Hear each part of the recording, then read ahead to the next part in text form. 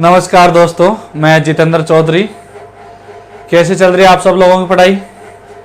ठीक है, 30 दिन बचे हैं आपके पास। तो पहले मैं बता दूं कि जो आज वीडियो लेक्चर है, मैं एक बहुत ही मोस्ट इम्पोर्टेंट इन्फॉर्मेशन देना जा रहा हूं। ये सबके लिए ज़रूरी है वीडियो। शायद कुछ लोगों ने ये पढ़ लिया होगा, नोटिफिकेशन जो EORO से रिलेटेड है, और समझ गए होंगे जिन्होंने थोड़े पता है इसके बारे में। बट तो भी एक बार के लिए आप जो भी स्टूडेंट है जिसने फॉर्म बहुत अच्छे से भरा है, जिसने ये नोटिस भी पढ़ के समझ लिया होगा, तो भी एक बार के सुन लीजिएगा ये क्यों इम्पोर्टेंट है। और एक बार के लिए अपना फॉर्म बना वो चेक कर लीजिएगा। ये किससे रिलेटेड है? अपना फॉर्म में एडिट करने के लिए। ठीक है, काफ़ी लोग परेशान होते हैं, उन्होंने क्या प्रायोरिटी दी है, कौन सी कैटेगरी है, 2.5 लाख इनकम का, बहुत सारी चीज़ें हैं। एक अगली प्रायोरिटी कैटेगरी का नहीं है। तो भी एक बार के लिए आप वापस एक बार SOC ID ओपन करके यू एप्लीकेशन में जाके देख लीजिएगा। मैं इसके बारे में बताऊंगा, आपको पूरा डिटेल बताऊंगा कि किस किस में आप संशोधन कर सकते हो और क्या इसका प्रोसेस रहेगा पूरा। EO और RO के अंदर अभी भी कुछ लोगों में लेके डाउट है पोस्ट को लेके या किसको प्रेफरेंस दे में, और उनको बताऊंगा कि लास्ट में यदि आप करें ना करें किस दुविधा के अंदर है।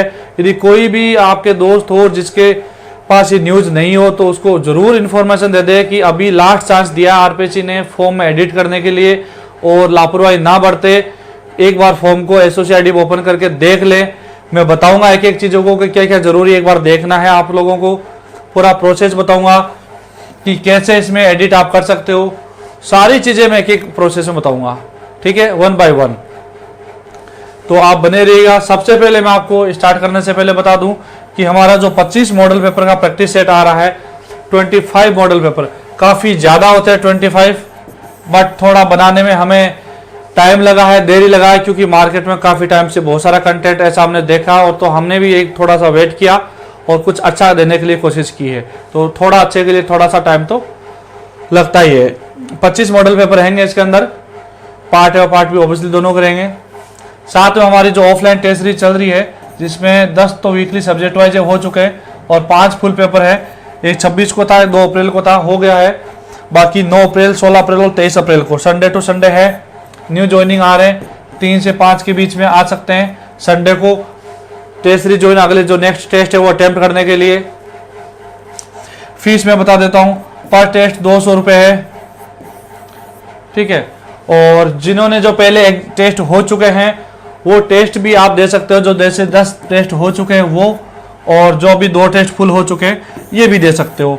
ये कभी भी हमारे पास आप 1 से 4 के बीच में कोचिंग आके दे सकते हो। एड्रेस आपको सबको पता ही है, नहीं पता तो ये जो गुजर की 30 से रिद्धि सीधी से गुजर की 30 जाते हैं तो वहाँ पे गूगल पे मैप पे लोकेशन सर्च कर लेना SAF क्लासेज। वहाँ मंगल विहार विस्तार का एक गेट आएगा और वहाँ पर आपको SAF क्लासेज का बोर्ड दिख जाएगा, ठीक है। तो आप नॉर्मली देख सकते हो। तो 1 से 4 के बीच में आके आप कभी भी अटेम्प्ट कर सकते हो। 10 पहले वाले जो हो चुके हैं और जो अभी 2 फुल हो चुके हैं, और आगे आने वाले 3 तो आप 3 से 4 के बीच में संडे को आ सकते हो, ठीक है। फीस वगैरह आप सारा कॉल पे बात कर सकते हो। तो अपन शुरुआत करते हैं इसके बारे में। देखो मैं फिर बोल रहा हूँ, बहुत ध्यान से सुनिएगा, इंपॉर्टेंट है, बहुत ही इंपॉर्टेंट है। आप एग्जाम से जो डेट है उसमें 5-7 मिनट के लिए आपका इतना टाइम खराब नहीं होने वाला है। तो ये देखिएगा 6 तारीख को जो RPC ने प्रेस नोट जारी किया है EORO के लेके, काफ़ी लोग कंफ्यूज हो गए थे कि सर ये 14 से बढ़ा के डेट 21 कर दी गई है। ऐसा कुछ नहीं है। ये 21 तारीख को किसका है? जो सिविल वालों का है उनके लिए एग्जाम 21 को है, और अपना 14 को ही है, यथा होता है, ठीक है। तो पोस्ट बढ़ने को लेके कुछ न्यूज़ थी, नहीं बढ़ी RO की, 38 पोस्ट थी। उसमें ये थोड़ा इशू आ गया था कि सर जो DLB को निर्देश दिए गए थे कि आप थोड़ा सा इसमें सुधार करके लाइएगा कुछ चीज़ों में, और आपकी पोस्ट है वो इंक्रीज हम कर देंगे। तो इस भर्ती में तो अब होने से रही है। अब एक नेक्स्ट वैकेंसी आ सकती है, क्योंकि नगर पालिका कहती है अभी काफ़ी बढ़ गई है नगर पालिकाएँ, जैसे बजट में भी नगर पालिकाएँ बढ़ी है, और RO की पोस्ट भी बढ़ी है, बढ़ने वाली है। 38 और कुछ भी पहले वाली है 20 के समथिंग। तो काफ़ी पोस्ट अभी भी 60-70 पोस्ट है वो है, और कुछ दिनों में अब नई वैकेंसी कह नहीं सकते कब आए, लेकिन हाँ जब भी आएगी न्यू वैकेंसी में ऐड होकर आएगी। ये तो एक अलग चीज़ है, अपन बात करेंगे इसके बारे में कि क्या क्या चीज़ें इसमें संशोधन कर सकते हैं। तो पहला संशोधन देखो, इसमें क्या नहीं कर सकते, पहले ये देखिएगा। ओबियसली आप फॉर्म भर रहे हो तो बेसिक चीज़ें तो उसको चेंज कैसे कर सकते हो, जैसे फॉर्म का क्या पूरा स्ट्रक्चर ही चेंज हो जाए। पहला क्या, अभ्यर्थी का नाम नो डाउट नहीं कर सकते, फोटो कैसे चेंज करोगे, पिता का नाम, जन्म तिथि, लिंग, ये तो हो ही नहीं सकते। इसको हटा के लिखा हुआ है इसको अतिरिक्त। हाँ, कुछ स्टूडेंट यदि चाहते हैं सर मेरा अभ्यर्थी का नाम थोड़ा सा मिस प्रिंट हो गया, कुछ हो गया, तो वो बाद में आप एफिडेविट दे सकते हो आरपीसी में।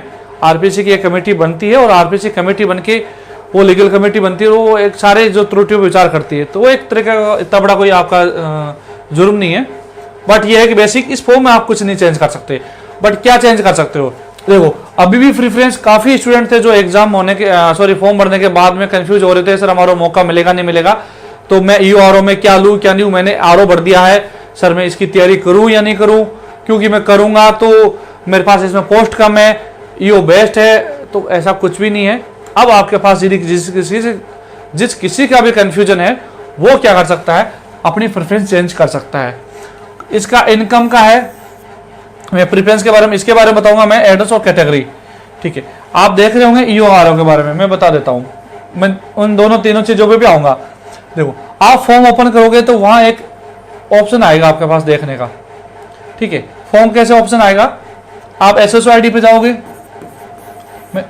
उसके बाद आप क्या करोगे, वहां एसएसओ आईडी पे माई रिक्रूटमेंट नाम से ऑप्शन आएगा, आप लॉगिन तो कर सकते हो। आईडी लॉगिन जो फॉरवर्ड करके, यदि पासवर्ड नहीं है तो आप मोबाइल में नॉर्मली एक बार के लिए, अभी भी जब आप वीडियो देख लो एक बार, आप मोबाइल में ओपन करना एसओसी आईडी, यदि पासवर्ड भूल जाए तो फॉरवर्ड कर देना, लेकिन एक बार जरूर देखिएगा।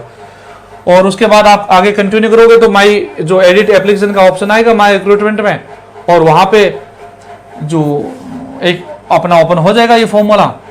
16 अप्रैल तक इसकी डेट है। यू एप्लीकेशन आप करके, ये तो यू एप्लीकेशन है, ये साथ में एडिट का एप्लीकेशन का भी ऑप्शन आएगा और आप चेंज कर सकते हो। देखो इसमें एक मैं चीज और बताना चाहता हूं कि कुछ स्टूडेंट है जिन्होंने क्या कर दिया है कि उनके एक जो नॉन एलिजिबल ऑप्शन आ रहा है,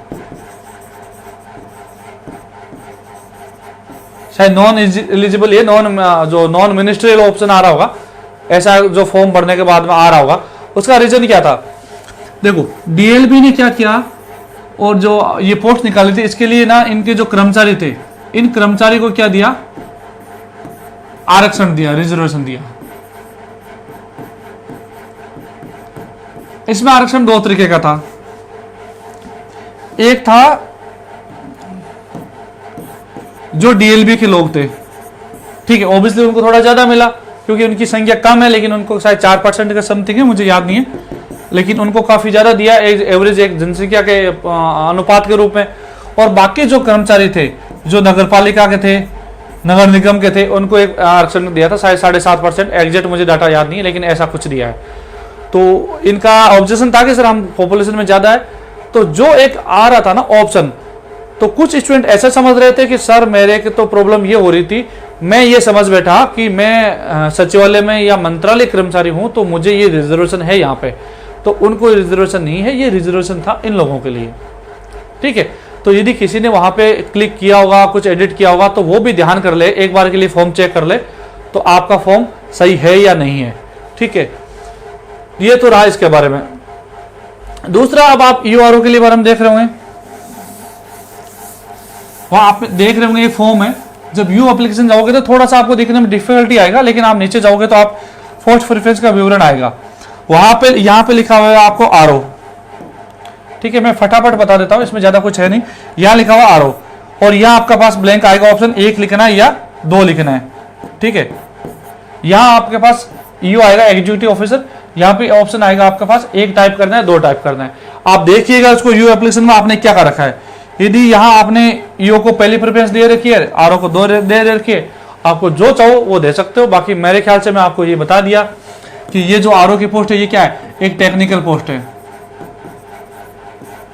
ठीक है, जो गर्ल्स होती है चाहती है कि सर मेरे को थोड़ा सा शांति से चाहिए और मेरे को ये बेजमारी नहीं चाहिए, एक तरीके से जो पॉलिटिकल इंटरफेरेंस होता है बहुत ज्यादा होता है, इन्फ्लुएंस होता है। और कुछ लोग स्टूडेंट होते हैं कि सर वो हमें तो कुछ है क्या है, हमें कोई प्रॉब्लम नहीं है, उनकी पर्सनैलिटी वो होती है कि हमें एक सोशल इंगेज होकर जनता के साथ पब्लिक के काम करना है, हमें कोई पॉलिटिकल इन्फ्लुएंस से कोई डर नहीं लगता, वो आराम से ईओ के साथ काम कर सकता है। जिसको शांति प्रिय जॉब चाहिए वो कर सकते हैं। 4800 पे ग्रेड है, ओबियसली ज्यादा है ईओ से, ठीक है। दूसरा कि इसके अंदर जो पावर है ये इसकी ज्यादा है ईओ की, क्यों है कि इसके अंदर वित्तीय भी पावर है, फाइनेंशियल और क्या है प्रशासनिक भी पावर इसके अंदर ज्यादा है, ठीक है। नगर पालिका क्या होता है, ईओ क्या होता है, पूरा इस नगर पालिका का जो क्षेत्र होता है उसका सुपर बॉस होता है। तो ये एक तरीके का इसके बारे में डिफरेंस है, और इसमें थोड़ी पोस्ट कम है, इसमें पोस्ट ज्यादा है, 90 पोस्ट है। तो ये दो डिफरेंस इनके 3-4 है, जिसके बेस पे यदि किसी ने अपने भर रखा होगा तो वो एक चेंज कर सकता है। नो डाउट आप ईओ ले सकते हो। यदि आपको ईओ नहीं मिला तो आपको आरओ तो मिलेगा मिलेगा। यदि कोई डर है किसी को, नहीं सर मेरे को ईओ नहीं मिला तो मुझे आरओ मिलेगा नहीं मिलेगा, उसकी रैंक किस कैटेगरी कैसे हो प्रेफरेंस में आ रही है तो वो ले सकता है, ठीक है। ये इसके पास बेसिक इन्फॉर्मेशन है। बाकी आप मैंने प्रोसेस बता दिया आपको कि इस तरह से आप इसको फॉलो कर सकते हैं। अब देखो मैं एक चीज बोलूं, यदि कुछ स्टूडेंट है जिन्होंने क्या कर रखा है, इनकम में भी क्या कर रखा है, 2.5 लाख के चक्कर में क्या कर रखा है, बचाने के चक्कर में उन्होंने क्या लग दिया है, वो 2.5 लाख इनकम वाला क्राइटेरिया का उन्होंने यस कर रखा है। तो कुछ फीस की वजह से आप ये मत करिएगा, यदि आपकी कैटेगरी आ रही है और आपके हो सकता है पापा या आप लोग इनकम टैक्स पेयर हो, ITR वो भरते हो, तो आप इसको एक बार देख लीजिएगा, इसको एडिट कर सकते हो, अपना एड्रेस चेंज कर सकते हो। अपनी कैटेगरी यदि किसी स्टूडेंट ने गलती से किसी ने लिख दी होगी, कोई EWS में था, जनरल में था, जिसके पास सर्टिफिकेट नहीं बना हुआ था, OBC का था, क्रिमिनल था, नॉन क्रिमिनल था, ये जो नॉन क्रिमिनल वाले OBC वाले वो भी गलती कर बैठते हैं कि उनको लगता है मेरे पापा तो एक क्या है कर्मचारी है, गजेट लेक्चरर है, स्कूल लेक्चरर है, तो मैं कर सकता हूँ नहीं कर सकता हूँ। तो आप पापा से पूछेगा कि एक रूल होता है उसके अंदर, उस रूल के अंतर्गत ये आता है कि जो ऐसा नहीं कि आपके पापा की सैलरी इतनी ज़्यादा है तो आप क्रिमिनल में आ गए, ऐसा कुछ भी नहीं है। तो एक रूल है, उसको आप एक बार खंगालिएगा, तो वो भी एक बार देख लीजिएगा। AWS विंडो जो भी होता है, एक बार अपने कैटेगरी चेंज करना चाहो तो कैटेगरी भी चेंज कर सकते हो, अभी मौका है, उसके बाद कभी भी नहीं होगा आपका। हाँ, नाम डेट ऑफ बर्थ इसी किसी में प्रॉब्लम आ रही होगी ना आपका, तो वो आप बाद में एफिडेविट दे सके कर सकते हो कि मैं 10th में ये है और मैं बाद में कर सकता हूँ, वो घबराने की जरूरत नहीं है, वो एक प्रोसेस होता है। लेकिन अभी फॉर्म के अंदर आप क्या कर सकते हो, बहुत सारी चीजें चेंज कर सकते हो, ठीक है, केवल नाम पता एड्रेस और नाम पता और इन चीजों के अलावा। ये रहा आपके बारे में एक चीज। अब मैं आपको बताता हूं कि थोड़ी सी कुछ चीजें और है आपके बारे में। देखो आप क्या कर सकते हो, अब आपके पास 3 दिन बचे हैं। यहां पे कुछ स्टूडेंट वो हैं जो अभी भी क्या सोच रहे हैं, जिनका सिलेबस क्या हुआ, सिलेबस पूरा नहीं हुआ। एक वो है कि जिनका सिलेबस क्या होगा, पूरा हो चुका है। अब जिसका सिलेबस पूरा नहीं हुआ उनको भी मैं एक स्पेशली बात बोलूंगा कि आपको बार बार मैं एक बात बोल रहा हूं कि आप प्रैक्टिस पे ध्यान दीजिएगा, क्योंकि ये लोग तो अब प्रैक्टिस कर रहे हैं, तो आप पीछे क्यों रह रहे हो। ये एग्जाम ही है एक्यूरेसी का, ठीक है, पढ़ने का गेम है नहीं, क्योंकि पढ़ सब रहे हैं और सबके पास अच्छे नोट्स है, अच्छी बुक्स है, सब कुछ है। बट मैं इतना सा बोलूंगा, आपके पास यदि पार्ट बी पार्ट ए का यदि अभी भी आप थोड़ा बहुत भी एक डाउन डोल में हो रहे हो तो कुछ भी नहीं आएगा। जहां आपको कुछ कंटेंट लग रहा है मैं मिस कर रहा हूं और मुझे ये सर कहां से पढ़ूं, तो उसके क्वेश्चन आंसर लगा लीजिएगा। वैसे पॉलिटिक्स के अंदर कुछ सब्जेक्ट है, टॉपिक है, लास्ट में दे रखा सर गठबंधन सरकार, संघवाद, ये टॉपिक क्या होता है, ये थोड़े मेंस के डिस्क्रिप्टिव टाइप के टॉपिक होते हैं, इनमें मत उलझिएगा। जैसे आप मान के चलते होगी मिडाइवल है, जो एंशिएंट जो मॉडल है, राजस्थान की मिडाइवल है, एंशिएंट है, उसमें राजवंश वगैरह डायनेस्टी वगैरह है, तो इन वंश के बारे में भी आप क्या है ज्यादा मत फंसिएगा। 3 से क्वेश्चन ज्यादा आएंगे, 4 क्वेश्चन आएंगे, उनमें यदि पढ़ना भी है आपको तो युद्ध वगैरह पढ़ लीजिएगा। और यदि आपको प्रैक्टिस ज्यादा से ज्यादा करना है, अभी मैं आपको बता दूं कि जैसे हमने यूआरओ मेंटरशिप प्रोग्राम चला रखा है, उसमें यही कर रखा है मेंटरशिप में पार्ट ए और पार्ट बी का क्या होता है, एक टॉपिक वाइज भी क्या है, जैसे इंडियन पॉलिटी है तो इंडियन पॉलिटी में क्या है, या राष्ट्रपति है और यहाँ पे क्या सेक्शन दे रखा कोई भी मान के चलो, यहाँ 105 से लेके 110 तक या 115 तक 10 सेक्शन का, यहाँ पे मान के संसद, ऐसे टॉपिक दे रखा है जैसे। तो क्या कर सकता है स्टूडेंट, जब भी बैठे घूमे फिरे कहीं भी टाइम पास करे मोबाइल में ओपन करके, वो क्या कर सकता है क्विज दे सकता है। टोटल 65 टेस्ट है और जो ऑफलाइन देना चाहता है, मैं आपको दोबारा बता रहा हूँ, जो टेस्ट सीरीज ऑफलाइन देना चाह रहे हो, मैं उनके लिए भी एक अच्छा ऑप्शन है। क्या बेटे, वो ऑफलाइन टेस्ट सीरीज जो हमारे 10 टेस्ट हो चुके हैं, इनको क्या कर सकता है, एक हमारे 399 में ऐप के ऊपर, ऐप एशिया क्लासेज, आप अभी इस डिस्क्रिप्शन में लिंक दिया हुआ है, वहां देख सकते हो। वहां पे क्या है, एक ऐप में online test series, online offline नाम से डाल रखा है। वहां इसकी पेपर की पीडीएफ है,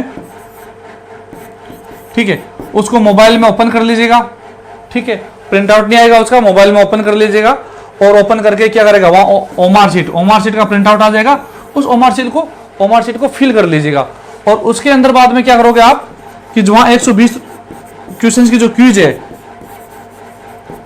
उस क्यूज को क्या कर सकते हो, जो गोले आपने ओमार भरे वो क्यूज में आप भर दे सकते हो, और उसके बाद जो भी आप सबमिट करोगे 5 मिनट में आप इसको भर दोगे, मार्क कर दोगे, जो भाई मैंने ओमार के अंदर क्या किया, मैंने ये अटेम्प्ट किया, तो ये चीजें क्या कर सकते हो, इस क्विज में मार्क कर दिया, सबमिट किया, एक तरह से क्या आपका पूरा रिजल्ट आ गया। और रिजल्ट के बाद आपका स्कोर है, जैसे मान के चलो 82, और यदि वहाँ ऑनलाइन रैंक आई आपके पास, जो भी आई 10 आई या 15 आई, तो आपने देखा या मेरे ऊपर 10 से 15 लोग हैं अभी तक जिन्होंने दिया टेस्ट। उसके अलावा ऑफलाइन टेस्ट में हमारा जो लोगों ने दिया है, वहां पर भी क्या है, उनकी रैंक वहां अपलोड है। तो उन ऑफलाइन वालों में क्या कर सकते हो, आप कंपेयर कर सकते हो, मेरे यहाँ 80 नंबर आ रहे हैं, 82 85 नंबर आ रहे हैं, तो मेरे से कितने लोग ऊपर हैं, ठीक है, एक अपना एवेल्यूएशन कर सकते हो। यदि कोई स्टूडेंट चाहता है सर मैं नहीं ओपन नहीं कर पाऊंगा लैपटॉप मोबाइल में, तो देखो कोचिंग में हम दे सकते हैं आपको प्रिंट आउट उसके, लेकिन थोड़ा सा उसका एक्स्ट्रा चार्ज रहेगा। बाकी जो 3 पेपर हैं आपके पास अभी भी 9 तारीख और 23 तारीख तक 3 पेपर और है डेट, जो भी संडे टू संडे आप आ सकते हो, 3 से 5 के बीच में दे सकते हो। बाकी जो 10 टेस्ट है आप चाहते हो हमारे कोचिंग में आके देना चाहते हो, तो 1 से 4 के बीच में जो पहले टेस्ट हो चुके हैं उनका आप अटेम्प्ट कर सकते हो, आपका एवोल्यूशन हो जाएगा, ठीक है। और हम एक अच्छे और आपको न्यूज देना चाह रहे हैं कि जो भी हमारा जो भी यूट्यूब चैनल है, इस पे हम क्या कर रहे हैं, जो पार्ट बी है इसके कम से कम 1000 क्वेश्चंस, इनका एक वीडियो सॉल्यूशन लेके आ रहे हैं, ठीक है। और पार्ट है दोनों के, पार्ट है का भी क्या कर रहे हैं, क्वेश्चन आंसर और करंट अफेयर को हम एक सीरीज लेके आ रहे हैं, कुछ ही दिनों में आपके पास स्टार्ट हो जाएगी। जिन्होंने हमारा टेस्ट सीरीज भी स्टार्ट ले रखी थी और जो उनके चाह रहे थे कुछ क्वेश्चंस को लेके, कुछ जो वीडियो सॉल्यूशन को लेके, वैसे तो कॉम्प्लीमेंट्री था, और अब स्टूडेंट की डिमांड पे हम चाह रहे हैं कि उसको भी 1 बाय 1 आगे बढ़ाएं और वीडियो सॉल्यूशन को पूरे जो टेस्ट है उनको भी दे। तो यूट्यूब के जो भी आपका माध्यम होता है हम उसको प्रयास करेंगे। बट आप इतना मानिएगा कि ये एक मैच हाई स्कोरिंग मैच है, और एक तरह से ये आईपीएल का ही मैच है। यहीं आपको 120 उधर या 120 है, यह आपको गेम है एक्यूरेसी का। क्या होता है कि जब आपके पास एक मैच होता है क्रिकेट का, उसमें भी ये होता है ना कि बॉल कैसे भी आ रही है, यॉर्कर फुल टॉस कैसे भी आ रही है, तो आपको करना क्या है, आपका शॉट ऐसे होना चाहिए कि आप बॉल को क्या है, बैट को बॉल तक लेके जाओ, ठीक है, आप बैट घुमा सको। तो यदि जाने के लिए मेरे कहने का मतलब क्या है कि आपका जो कंटेंट है वो क्या है, बहुत ही वाइड होना चाहिए, मतलब काफी अच्छे से पढ़ा हुआ होना चाहिए, ताकि कोई भी क्वेश्चन आए तो क्या कर सके हम। मान के चलो कि आपके पास ऑप्शन आ रहे हैं 1 2 3 4, तो आपके पास नॉलेज जब वाइड होगा तो आप कर क्या पाओगे कि 2 क्वेश्चन को तो आप एलिमिनेट कर पाओगे, कर लिया, अब बचाओगे 2 क्वेश्चन, इनमें आप क्या करोगे, अपना कॉमन सेंस लगा के जो भी तुक्का लगाना चाहो तो तुक्का लगा सकते हो एक तरीके से। बट उसके लिए क्या होना चाहिए, अपना बैट बॉल तक जाना चाहिए, मतलब अपन क्वेश्चन की अप्रोच तक अटेम्प्ट करने तक जाना चाहिए, क्वेश्चन को स्किप नहीं करें। तो उसके लिए वाइड नॉलेज चाहिए, और उसके लिए सबसे अच्छी चीज आपके पास क्या है कि आपका पढ़ा हुआ है वो थोड़ा अच्छे से पढ़ा हुआ हो, ठीक है। अब आपको आती दूसरी सेकंड चीज कि सर हमने वो तो बैट बॉल तक तो चला गया, लेकिन आउट हो गए, तो आउट होने का मतलब है कि अब आपकी या एक्यूरेसी का गेम होगा, नेगेटिव मार्किंग का।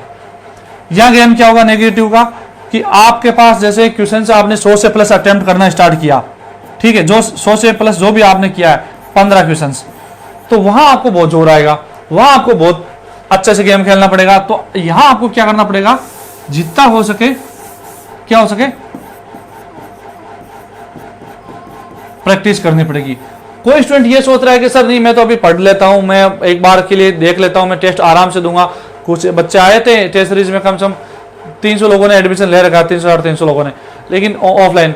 बट आते कितने हैं, 200 150 250, मेरे ख्याल से कभी ऐसी कुछ राउंड फिगर चलता रहता है उनका, देखते हैं कुछ बीच में आके देखते हैं। कि सर मैंने पढ़ा नहीं है, मैं घबरा गया। अरे अभी जो गेम खेलना अभी खेल लो। कुछ स्टूडेंट इतनी अच्छी प्रैक्टिस कर रहे हैं ऑफलाइन में आके, उन्हें काफी अच्छा स्कोर आ रहा है, मैं अभी भी देख रहा हूँ। वो घबरा नहीं रहे, बस वो ये देख रहे हैं कि मुझे कौन से टॉपिक में क्या प्रॉब्लम हो रहा है, ओमार शीट भरने से लेके टाइम को पूरा मैनेज करने से लेके।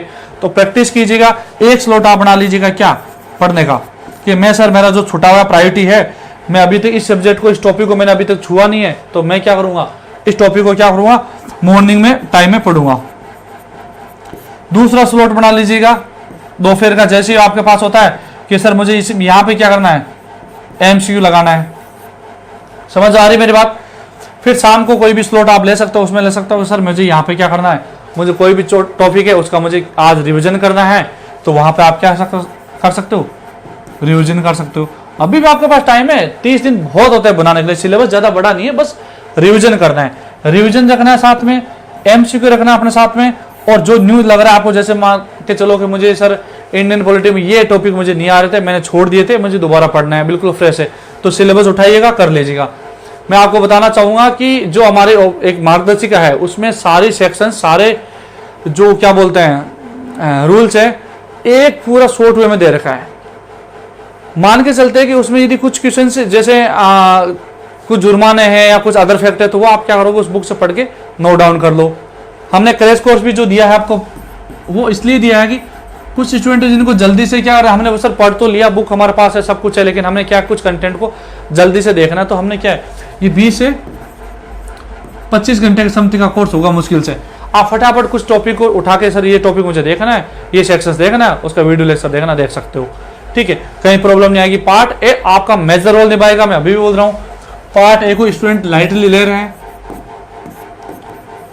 पार्ट बी पे ध्यान दे रहे हैं। पार्ट बी देखो आपको कंटेंट में तब बोलता हूँ, जो हमने पढ़ाया है उससे बाहर कुछ भी नहीं जाएगा, जहां तक है कुछ भी नहीं जाएगा, हमने एक तरीके से पूरा रिसर्च किया है।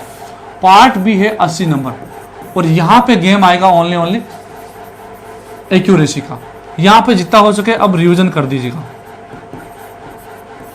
रिवीजन भी साथ करेगा, और जिसका सिलेबस अभी एक बार भी नहीं हुआ वो क्या करेगा, एक स्लॉट बना लीजिएगा। मैंने आपको बताया था अभी कि मुझे जियोग्राफी पॉलिटी, आप इंडियन पॉलिटी को थोड़ा सा एफर्ट ज्यादा दीजिएगा, काफी अच्छा पोर्शन रहने वाला है, और इसके जितने भी हो सके आप मैक्सिमम क्वेश्चंस लगा लीजिएगा, कि काफी प्रैक्टिकली वे में क्वेश्चंस पूछे जाते हैं, तो ये काफी अच्छा वेटेज रहने वाला है।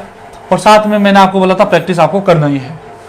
ठीक है, तो एक तरीके से कॉम्बिनेशन बना लीजिएगा, टाइम है अभी भी, ऐसा घबराइएगा मत। किसी को लग रहा होगा कंपटीशन इतना ज्यादा है सर, इतने लोग तैयारी करने वाले, आरएस करने वाले, आईएएस करने वाले, ठीक है, एग्जाम में सबके पास 2 घंटे होंगे, सबके पास यही कंटेंट है, जीत में वही रहेगा। आईएएस जो अलाइड आरएस है तैयारी कर रहा होगा, उसने मेंस दिया होगा, इंटरव्यू कतई दिया होगा, कोई प्रॉब्लम नहीं है, पढ़ना उसको भी पढ़ रहा होगा, जोर उसको भी आ रहा होगा, आपको भी आ रहा है। बस आपको प्रॉब्लम इतनी सी आ सकता है कंटेंट को सिलेक्शन को लेके।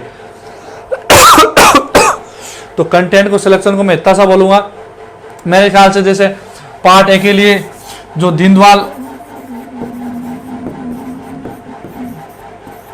पब्लिकेशन है डीपी, काफी अच्छी बुक से मैंने पढ़ी है, no doubt, in short way में दे रखा है, और हमें भी लगता है ऑथेंटिक करेक्ट है। तो इसको आप यदि जो पढ़ रखा है वो तो आप वही फॉलो कीजिएगा। इन डेट का कुछ टॉपिक छूट गया तो आप देख सकते हो। ठीक है, क्वेश्चन आंसर भी है, सारी चीजें हैं, नो डाउट, आप करिएगा।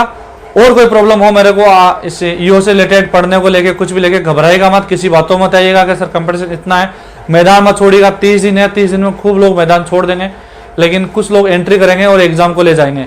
तो आप बने रहिएगा, प्रैक्टिस मोर इंपॉर्टेंट है, प्रैक्टिस मोर इंपॉर्टेंट है, इसको स्किप मत कीजिएगा, सिलेबस हो जाएगा, आराम से हो जाएगा, बट साथ साथ में प्रैक्टिस को भी ध्यान दीजिएगा। Thank you all of you.